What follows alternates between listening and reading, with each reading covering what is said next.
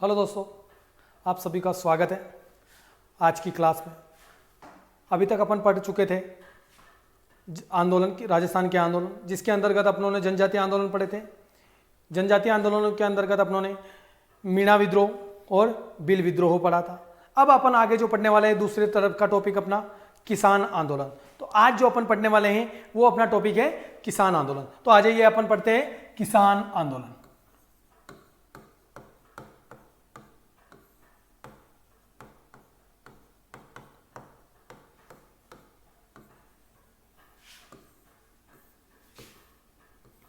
इस किसान आंदोलन के अंतर्गत अपन जो सर्वप्रमुख पढ़ेंगे, पहला वो पढ़ेंगे अपन बिजोलिया किसान आंदोलन। कौन सा पढ़ेंगे? बिजोलिया किसान आंदोलन।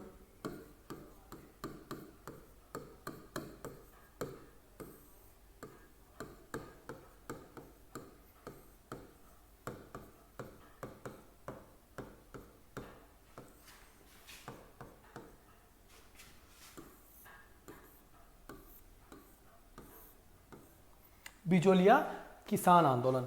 बिजोलिया किस रियासत का हिस्सा था? यहां पर आंदोलन करने वाला कौन था? क्यों आंदोलन हुआ? या किस रियासत का हिस्सा हो गया? यह रियासत किसके द्वारा बसाई गई? इन सब के बारे में जानकारी लेंगे। आपको यह ध्यान रखना है, बिजोलिया जो था, इस बिजोलिया का प्राचीन नाम जो था वो नाम था विजया।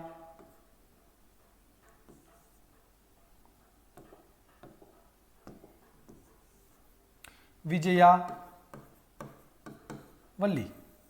तो इसका प्राचीन नाम क्या हो गया? विजयावल्ली। इस क्षेत्र का यानी बिजोलिया क्षेत्र का जो प्राचीन नाम था, इस बिजोलिया क्षेत्र को किस नाम से जाना जाता था? तो इसको जाना जाता था आपका उपरमाल। उपरमाल क्षेत्र से। यह किस रियासत का हिस्सा था? तो यह आपका मेवाड़ रियासत का हिस्सा था। मेवाड़ रियासत का हिस्सा था। इसके संस्थापक कौन थे? यानी इस बिजोलिया जागीर के संस्थापक कौन थे? तो याद रखना आप लोग, अशोक परमार। अशोक परमार जो थे इस बिजोलिया जागीर के क्या थे? संस्थापक थे। अशोक परमार को यह बिजोलिया जागीर किसके द्वारा प्रदान की गई? तो यह अशोक परमार को यह जागीर, अशोक परमार ने क्या किया था? महाराणा जो सांगा थे, कौन? महाराणा सांगा। और महाराणा सांगा ने एक युद्ध लड़ा था, खानवा का युद्ध। उस खानवा के युद्ध में इस अशोक परमार ने सांगा की क्या की थी? मदद की थी। इस वजह से सांगा के द्वारा क्या दिया जाता है? यह बिजोलिया की जागीर किसको? अशोक परमार को तोहफे में दी जाती है। तो यह बात होगी। अब बिजोलिया जो था यह मेवाड़ रियासत का प्रथम श्रेणी का ठिकाना था। किस श्रेणी का ठिकाना था?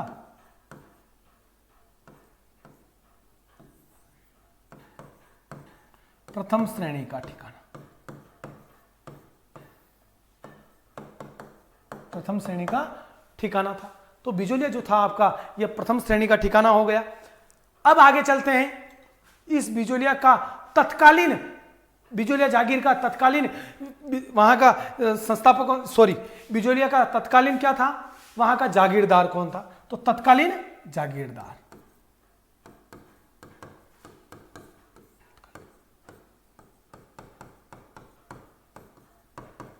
तो वो थे आपके कृष्ण सिंह। यहां पर आंदोलनकर्ता यानी यहां पर जो किसानों का नेतृत्व करता था, तो नेतृत्वकर्ता का नाम याद रखना आपको,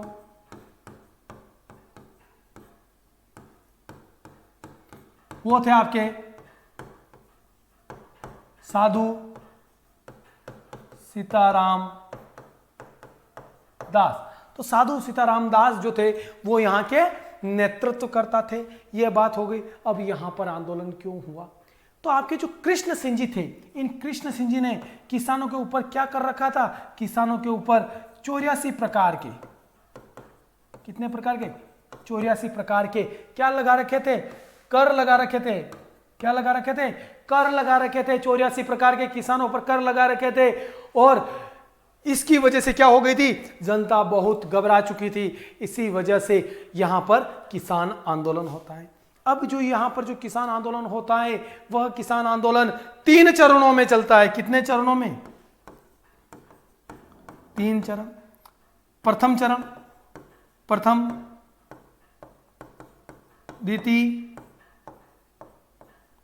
और तृतीय। प्रथम चरण जो, और यह आंदोलन जो प्रारंभ हुआ था, ये याद रखना 1897 में हुआ था। कब हुआ था? 1897 में प्रारंभ होता है। और यह प्रथम चरण जो स्टार्ट होता है वो 1897 से लेकर 1915। सेकंड चरण चलता है 1916 से 1922।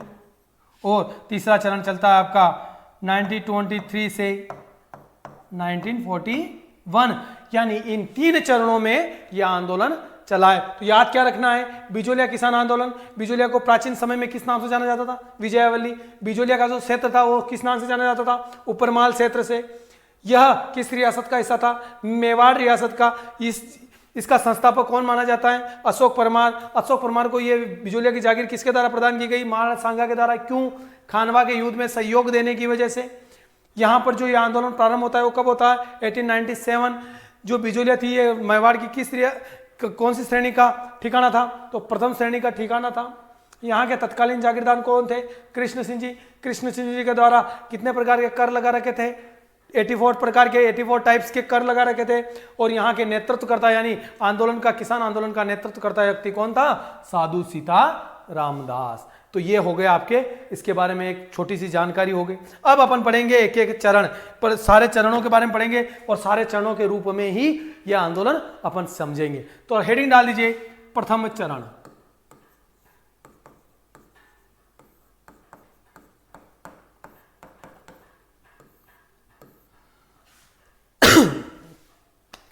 प्रथम चरण में होता क्या है?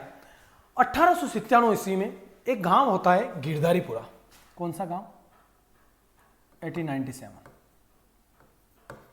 से 1950। तो क्या होता है? ये गिरधारीपुरा गांव।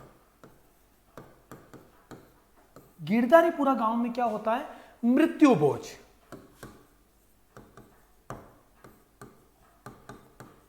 और अपन भी जानते हैं कि जितने लोग मृत्यु भोज में एकत्रित होते हैं उतने तो शायद आपके शादी ब्याह में भी नहीं होते, क्योंकि शादी ब्याह में वही लोग आ पाते हैं जिनका क्या होता है? घनिष्ठ रिलेशनशिप होता है, घनिष्ठ प्रेम होता है, वही आते हैं। लेकिन मृत्यु भोज में पूरी समाज एकत्रित होती थी। पहले किसान लोग, सारे लोग, किसी का भी मृत्यु भोज होता तो वहां पर एकत्रित होते थे। क्यों? और इसी मृत्यु भोज में सबसे ज्यादा क्या होते हैं? आपके हगई हपकण वे।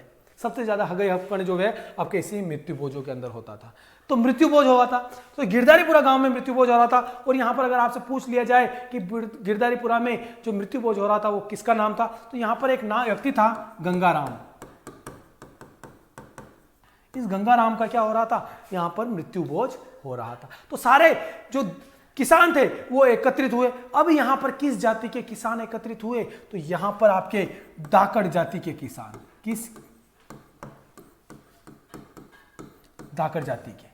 तो दाकड़ जाति के सारे किसान यहां पर एकत्रित होते हैं और यहां पर एकत्रित होकर यहां पर बात करते हैं कि कृष्ण सिंह जी के द्वारा हमारे ऊपर इतने प्रकार के कर लगा रखे हैं, तो अपन क्या करें? इस बात की जानकारी हम किसको दें? हम मेवाड़ रियासत के शासक, उस समय मेवाड़ रियासत के जो शासक थे, यानी तत्कालीन मेवाड़ रियासत के शासक कौन थे?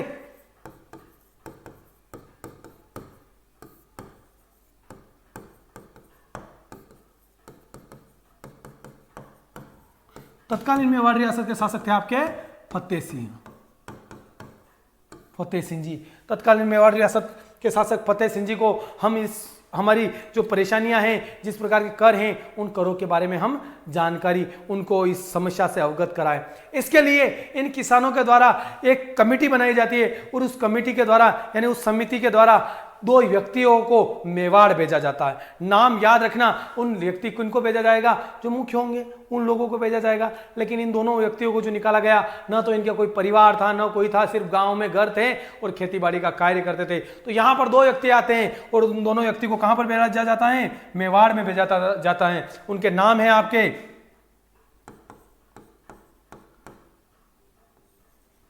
नानजी पटेल और दूसरे का नाम है ठाकरी पटेल। इन्होंने भी देखा कि लोगों ने, हमारी जाति के लोगों ने क्या किया है, हम दोनों को चुना है हमारी समस्याओं को अवगत कराने के लिए। तो दोनों जने ठप्पे से कहां पहुंच जाते हैं, मेवाड़ आ जाते हैं। मेवाड़ में आकर फतेह सिंह जी से मिलने का प्रयास करते हैं, लेकिन फतेह सिंह जी इनको टालते रहते हैं। और ये 6 महीनों बाद क्या करते हैं, 6 माह बाद फतेह सिंह जी से मिलते हैं। 6 माह बाद जैसे ही फतेह सिंह जी से मिलते हैं और फतेह सिंह जी से अपनी जो इनकी समस्या है उस समस्या से क्या किया जाता है, फतेह सिंह जी को अवगत कराया जाता है। जैसे ही फतेह सिंह जी अवगत होते हैं वो बोलते हैं ठीक है, हम इसकी जांच करते हैं। इसी जांच के लिए इनके द्वारा एक व्यक्ति को भेजा जाता है जिसका नाम है, फतेह सिंह जी के द्वारा उस व्यक्ति को भेजा जाता है हामिद हुसैन।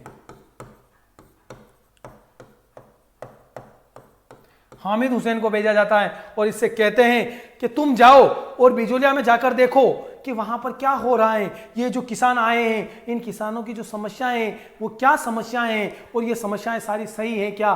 तो हामिद हुसैन आते हैं, उस क्षेत्र में पूरे में भ्रमण करते हैं और इनको लगता है कि किसानों की जो समस्याएं हैं वो बिल्कुल सही हैं। तो हामिद हुसैन यहाँ से रिपोर्ट ले जाकर फतेह सिंह जी को देते हैं। रिपोर्ट में कहते हैं किसानों की समस्याएं क्या हैं, बिल्कुल सही हैं।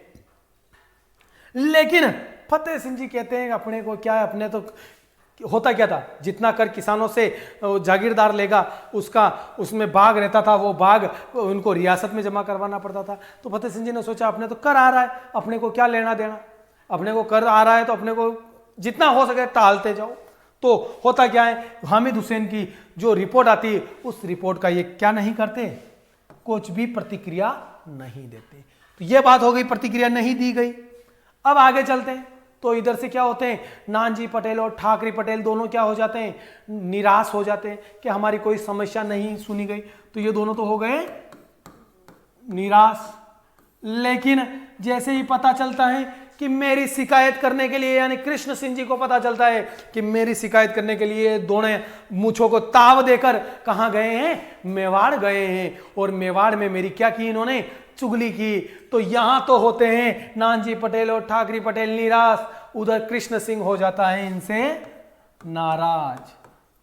और नाराज होकर इन दोनों को क्या कर देता है, अपनी जागीर से क्या कर देता है, इनको निर्वासित कर देता है।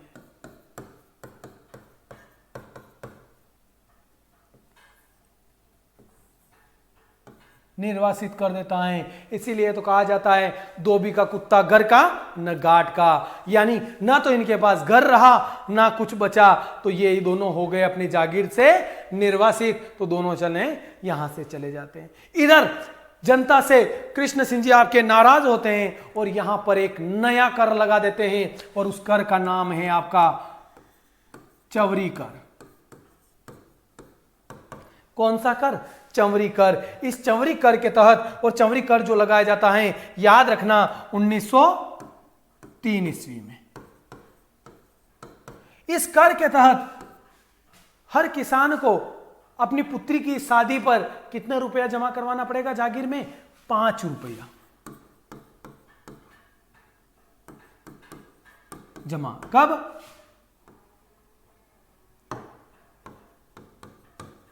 लड़की की शादी में,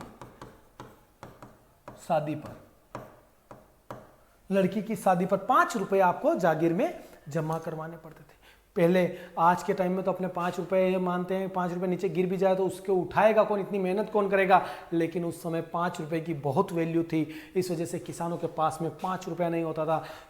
5 रुपए, 10 रुपए और 50 रुपए में तो लोगों के, लड़कियों की क्या हो जाती थी, शादियां हो जाती थी। 100 रुपए में तो शादियां हो जाती थी। आज 100 रुपए में तो अपन कुछ लेने जाए तो एक तेल का पाउच नहीं आता है। तो वो वाली बात है। और 5 रुपए में तो अपन आजकल घूमते फिरते ही कहीं पर भी कुछ भी कर लेते हैं। और बहुत सारे लोग तो आजकल सिगरेट नहीं आती है 5 रुपए की लोगों के धूम्रपान करने के लिए। जो भी धूम्रपान करते हैं उनके लिए 5 रुपए की सिगरेट तक नहीं आती है। तो क्या हुआ, 5 रुपए जमा करवाना किसानों के लिए बहुत बड़ी बात हो गई। तो किसानों ने इस का क्या किया, विद्रोह किया। यानी इस चवरी कर का क्या किया गया, विद्रोह किया। तो चवरी कर कब लगाया गया, 1903 ईस्वी में। इसके विद्रोह के चलते हुए यहां पर विद्रोह करता, यानी किसानों का जो नेतृत्व करता है, कौन करता है, साधु सीताराम दास, साधु सीताराम दास के द्वारा यहाँ पर विद्रोह किया जाता है, किसानों को साथ में लेकर विद्रोह किया जाता है। इनके द्वारा क्या किया जाता है, तो यहाँ पर इनके द्वारा खेती को पड़त छोड़ा जाता है। खेती को क्या करते हैं, ये पड़त छोड़ते हैं, खेती को पड़त छोड़ते हैं कि हम अब इस खेती पर खेती नहीं करेंगे। अगर खेती ही नहीं करेंगे तो कर भी जमा नहीं करवाएंगे, लेकिन किसान अगर खेती ही नहीं करेगा तो खाएगा क्या। तो कृष्ण सिंह जी जो थे वो सोच रहे थे कि अगर किसान खेती नहीं करेगा तो वो कर कहाँ से जमा करवाएगा। इस वजह से कृष्ण सिंह जी क्या हो जाते हैं, डर जाते हैं और 1904 में इस कर को क्या कर देते हैं, इस कर को समाप्त कर देते हैं। और लेकिन आगे चलकर 1906 ईस्वी में आपके कृष्ण सिंह जी की क्या हो जाती हैं, कब, 1906 में मृत्यु हो जाती है। मृत्यु होने के बाद में यहाँ का जो जागीरदार बनता है इन्हीं कृष्ण सिंह जी का छोटा भाई, कौन,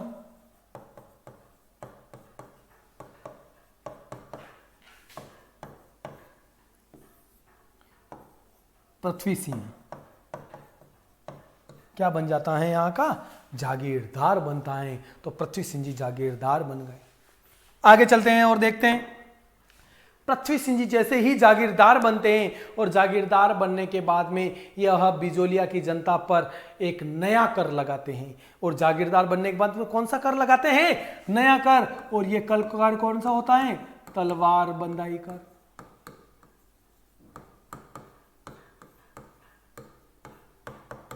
वैसे ये तलवार बंदाई जो कर होता है यह शासक के द्वारा किससे लिया जाता था, सामंतों से लिया जाता था। लेकिन आपके पृथ्वी सिंह जी ने क्या कर दिया, ये कर इनके ऊपर लगा दिया। किसने लगाया, पृथ्वी सिंह ने।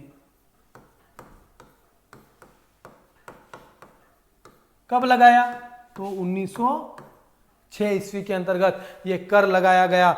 जैसे ही यह कर लगता है तो आगे चलकर पृथ्वी सिंह जी सामंतों से लिया जाने वाला कर था, लेकिन जैसे ही कर लगता है तो कर लगाते ही किसान वापस क्या करते हैं कि पहले पृथ्वी सिंह वो आपके कृष्ण सिंह जी थे उन्होंने भी वापस माफ किया था। अपन ने क्या की थी, जमीनें पड़त छोड़ी थी, तो कृष्ण सिंह जी ने माफ किया था। हम वापस जमीनों को पड़त छोड़ते हैं इन कर को माफ करने के लिए। और इस कर के तहत कितना रुपए जमा करवाने पड़ते थे, 1 रुपया जागीर में जमा करवाना पड़ता। 1 रुपया भी उस समय बहुत बड़ी बात थी, तो 1 रुपया जमा करवाना था। लेकिन किसानों के द्वारा इसका भी क्या, इस कर का भी क्या किया जाता है, विद्रोह।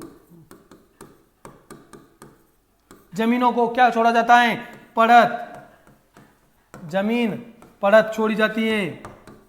लेकिन पृथ्वी सिंह जो था वो बहुत क्रूर था। वो कहता है कि मेरे भैया थे, भाई साहब जो थे वो के पता नहीं कैसे मान गए, मैं नहीं मानने वाला।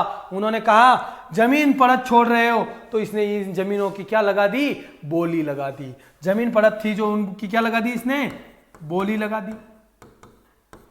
और किसानों का किस्मत इतना खराब था कि इन बोली लगाने पर इन जमीनों के खरीदार भी मिल गए और सेठ साहूकारों ने क्या ले लिया, इन जमीनों पर कब्जा।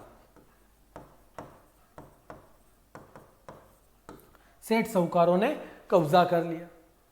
अब अपनी ही जमीन में ये किसान जो थे ये मजदूर बन गए, तो किसानों के द्वारा इसका विद्रोह करना बनता है। और इधर से पृथ्वी सिंह ने कहा ये जो कर लगाया है मैंने तलवार बंदाई कर, आप चाहे खेती करो या नहीं करो, लेकिन यह कर तो आपको देना ही है। यानी दमनता पूर्वक इस कर को क्या किया, दमनता पूर्वक लिया। किस तरह, दमनता पूर्वक इस कर को पृथ्वी सिंह जी के द्वारा क्या किया जाता है, यानी पृथ्वी सिंह जी के द्वारा लिया जाता है। और आगे देखते हैं अपन, दमनता पूर्वक इस कर को लिया गया, लेकिन कर को माफ नहीं किया गया। आगे चलकर देखते हैं तो 1913 में पृथ्वी सिंह जी की क्या हो जाती है, 1913 में पृथ्वी सिंह जी की क्या हो जाती है, मृत्यु। 1913 में पृथ्वी सिंह जी होते हैं जो मारे जाते हैं। जैसे ही मर जाते हैं, इनकी मृत्यु होती है, तो इसके बाद में इनका पुत्र होता है जो क्या होता है, अल्पवयस्क।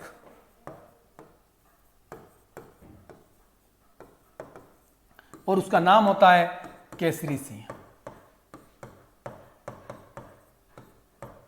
केसरी सिंह जी। तो केसरी सिंह जी अल्पवयस्क होते हैं, तो मेवाड़ महाराणा जो फतेह सिंह जी होते हैं, मेवाड़ महाराणा फतेह सिंह जी इनकी क्या पालन के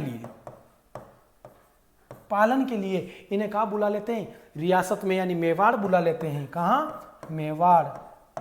और इस रियासत को अपने अधिकार में ले लेते हैं। मेवाड़ महाराणा फतेह सिंह जी इस रियासत को अपने अधिकार में ले लेते हैं। अब मेवाड़ रियासत पर सीधा कब्जा किसका हो गया, मेवाड़ रियासत का। और मेवाड़ रियासत का जब कब्जा हो गया तो मेवाड़ के शासक के हाथ में चली गई अब जमीन, क्योंकि उनका लालन पालन केसरी सिंह का कौन कर रहे थे, मेवाड़ के शासक कर रहे थे। तो यहां तक तो बात होती है अपने प्रथम चरण की, यानी बिजोलिया किसान आंदोलन का ये था प्रथम चरण। तो एक बार वापस देख लेते हैं इधर से।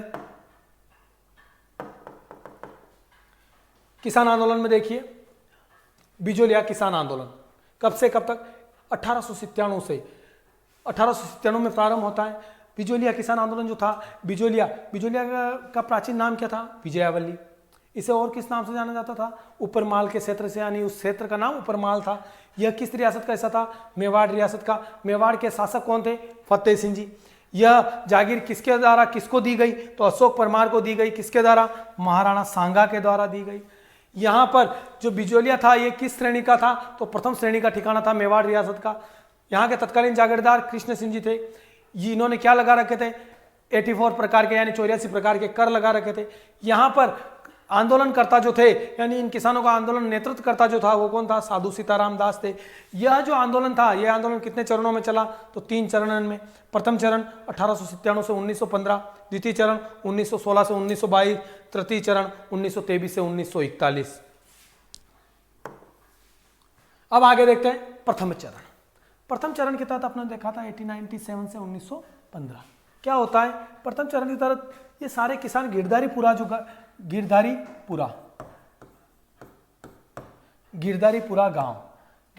गांव में क्या होता है, एक मृत्यु भोज, जहां पर किसकी मृत्यु होती है, गंगाराम नाम के एक पटेल की मृत्यु हो जाती है।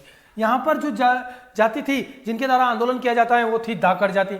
ये यहाँ पर एकत्रित होते हैं और एकत्रित होकर उन्होंने तत्कालीन मेवाड़ के शासक उस समय कौन थे, फतेह सिंह जी। तो इन एकत्रित होकर इन्होंने एक प्रतिनिधि मंडल यहाँ से कहाँ भेजा, मेवाड़ भेजा। उन प्रतिनिधि मंडल में कितने व्यक्ति थे, 2 व्यक्ति, नानजी पटेल और ठाकरी पटेल।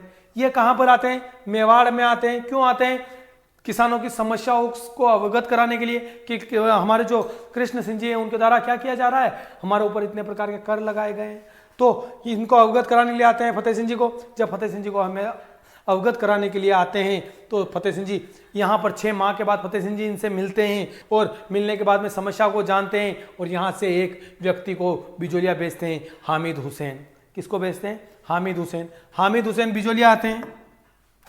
बिजोलिया आते हैं, यहाँ पर किसानों से आसपास पूछते हैं, जानकारी लेते हैं। तो इनकी समस्याएं, जो किसानों की समस्याएं थी वो सारी क्या थी, सही पाई गई। यानी किसानों की समस्याएं यहाँ पर सही पाई जाती हैं, लेकिन मेवाड़ महाराणा के द्वारा उन समस्याओं पे कोई भी कार्य नहीं किया जाता है। इधर से नानजी पटेल और ठाकरी पटेल क्या हो जाते हैं, नाराज, और इधर से निराश हो जाते हैं। और उधर जैसे ही वो जागीर में पहुंचते हैं तो कृष्ण सिंह वहां पर क्या हो जाता है, इनसे नाराज, और इन दोनों को क्या कर देता है, अपनी जागीर से निर्वासित कर देता है। जैसे ही ये निर्वासित होते हैं और इधर जनता पर कृष्ण सिंह एक कर लगाता है, चवरी कर 1903 ईस्वी में। इसके अंतर्गत 5 रुपए लड़की की शादी पर क्या करने पड़ेंगे, आपको जागीर में जमा करवाने पड़ेंगे। इधर साधु सीताराम दास के द्वारा इनका क्या किया जाता है, विरोध किया जाता है और यहाँ पर जमीन को क्या कर दिया जाता है, पलट छोड़ दिया जाता है। लेकिन 1904 में कृष्ण सिंह जी डर जाते हैं और इस कर को क्या कर देते हैं, समाप्त कर देते हैं। लेकिन 1906 में इनकी क्या, कृष्ण सिंह जी की क्या हो जाती है, मृत्यु हो जाती है। और मृत्यु के पश्चात उनका छोटा भाई पृथ्वी सिंह क्या बन जाता है, यहाँ का शासक बन जाता है। जैसे ही पृथ्वी सिंह जी यहाँ के शासक बनते हैं, यानी पृथ्वी सिंह जी यहाँ के जागीरदार बनते हैं, और जागीरदार बनते ही यह यहाँ की बिजोलिया की जनता पर एक कर लगाते हैं, तलवार बंदाई कर। और यह तलवार बंदाई कर पृथ्वी सिंह जी के द्वारा कब लगाया जाता है, 1906 ईस्वी में। यह कर, तलवार बंदाई जो कर था, ये किससे लिया जाता था, सामंतों से। लेकिन पृथ्वी सिंह जी ने किसके ऊपर लगा दिया, आम जनता के ऊपर लगा दिया। इसके तहत 1 रुपया जागीर में आपको जमा करवाना है। यानी ये एक प्रकार का तलवार बंदाई कर क्या था, एक प्रकार का उत्तराधिकारी कर था।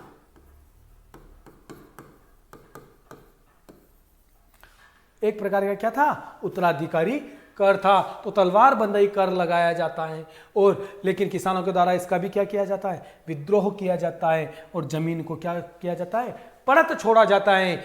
लेकिन इस बार किसानों के साथ में धोखा हो जाता है, और पृथ्वी सिंह जी क्या करते हैं, जमीन की बोली लगा देते हैं। सेठ साहूकार उस जमीन पर कब्जा कर लेते हैं, सेठ साहूकार उन जमीनों को खरीद लेते हैं, खरीदार मिल जाते हैं। तो सेठ साहूकारों के द्वारा जो किसान थे वो अपनी ही जमीन में क्या हो गए, मजदूर बन गए। जैसे ही किसानों के द्वारा वहां पर जाते खेत में कि ये जमीन तो मेरी है, तो सेठ साहूकारों के द्वारा इन किसानों को मारा और पीटा जाता था। लेकिन पृथ्वी सिंह जी के द्वारा फिर भी ये 1 रुपया जो तलवार बंदी कर था ये उनसे लिया ही जाता था। तो किसान अब क्या करें। तो आगे चलकर 1913 में मृत्यु हो जाती है किसकी, पृथ्वी सिंह जी की। मृत्यु होने पर इनका अल्पवयस्क पुत्र होता है केसरी सिंह। इस केसरी सिंह को इसके लालन पालन के लिए कहाँ पर बुला लिया जाता है, मेवाड़ रियासत में बुला लिया जाता है। और अब यह जो बिजोलिया जागीर थी यह सीधे किसके अधिकार में आ गई, मेवाड़ रियासत के अधिकार में आ गई। तो यहां तक अपनी बात होती है। यह था अपना प्रथम चरण, यह तो हो गया अपना प्रथम चरण। अब द्वितीय चरण की मैंने डेट बताई थी आपका, द्वितीय चरण कब से कब चालू हुआ,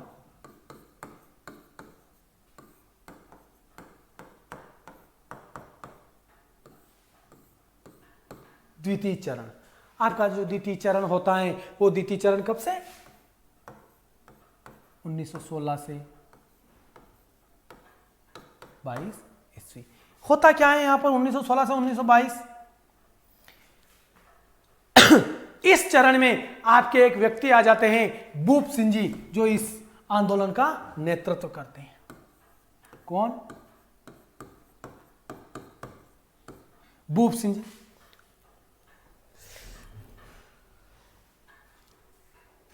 भूप सिंह जी, इन भूप सिंह जी को, ये तो मूल नाम हो गया भूप सिंह जी का, लेकिन इन्हें एक नाम से और जाना जाता है, विजय सिंह पथिक। विजय सिंह पथिक ये कहां के रहने वाले थे, तो ये उत्तर प्रदेश के यानी यूपी के रहने वाले थे, यूपी के रहने वाले थे विजय सिंह जी पथिक, भूप सिंह जी। होता क्या है, ये जो भूप सिंह जी हैं, ये भूप सिंह जी आपके जो रास बिहारी बोस होते हैं, कौन, रास बिहारी बोस।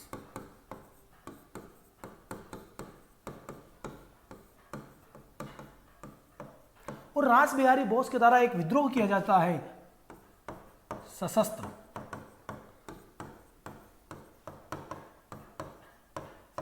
सशस्त्र विद्रोह में क्या लेते हैं, रास बिहारी बोस के सशस्त्र विद्रोह में ये भाग लेते हैं, कौन, आपके विजय सिंह जी।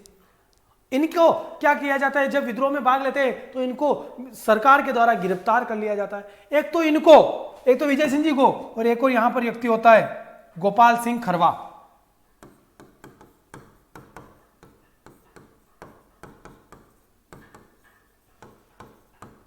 गोपाल सिंह खरवा, इन दोनों को गिरफ्तार कर कहां पर डाला जाता है, टोडगढ़ जेल। कहां है ये,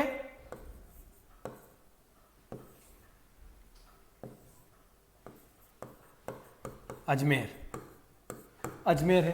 तो टोडगढ़ जेल में इनको क्या किया जाता है, डाला जाता है। लेकिन यहां से आपके जो विजय सिंह जी पथिक हैं, ये विजय सिंह जी पथिक क्या हो जाते हैं, भाग जाते हैं, और भाग कर ये कहां आ जाते हैं, मेवाड़ में आ जाते हैं। मेवाड़ में कहां पर, तो यहां पर एक मेवाड़ में एक गांव होता है ओछड़ी। ओछड़ी जो है वो चित्तौड़ के पास में है, चित्तौड़ में, चित्तौड़ आ जाते हैं। तो ओछड़ी को तो अपना क्या बनाते हैं, ये निवास स्थान, और मेवाड़ को क्या बनाते हैं, अपना मेवाड़ को अपना बनाते हैं कार्य क्षेत्र। मेवाड़ को क्या बनाते हैं, कार्य क्षेत्र। एक बार ये इतना सा लिख लीजिए,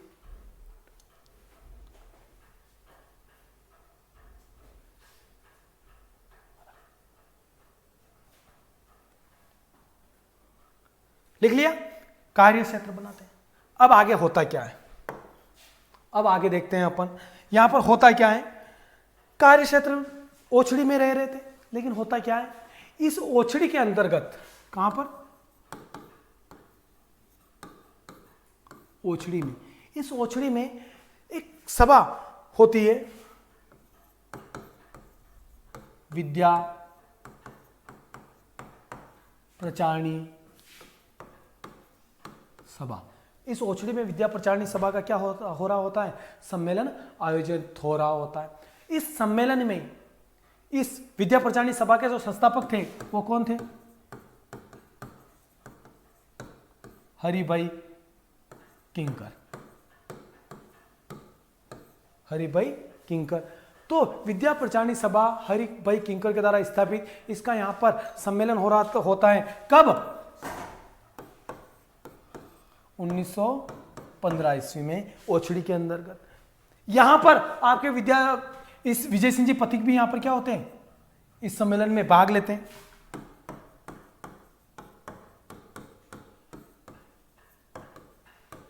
कौन,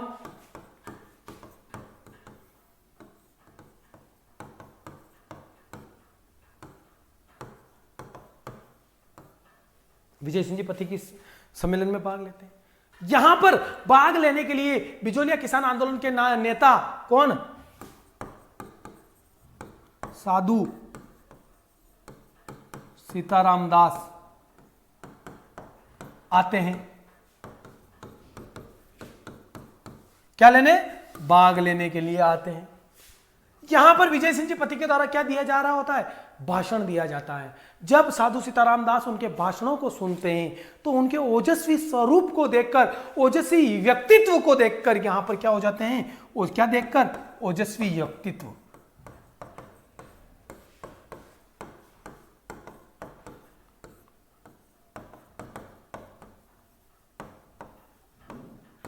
व्यक्तित्व को देखकर उनसे आग्रह करते हैं कि आप इस किसान आंदोलन का क्या कीजिए, नेतृत्व कीजिए। तो साधु सीताराम दास के कहने पर पथिक जी क्या करते हैं, इस आंदोलन का क्या कर लेते हैं, वो नेतृत्व। और ये किसान आंदोलन का नेतृत्व करते हैं 1916 ईस्वी में। 1916 ईस्वी में विजय सिंह जी पथिक के द्वारा इस सम्मेलन का यानी इस आंदोलन का क्या कर दिया जाता है, नेतृत्व किया जाता है। अब आगे की क्लास अपन कल पढ़ेंगे, तब तक के लिए धन्यवाद।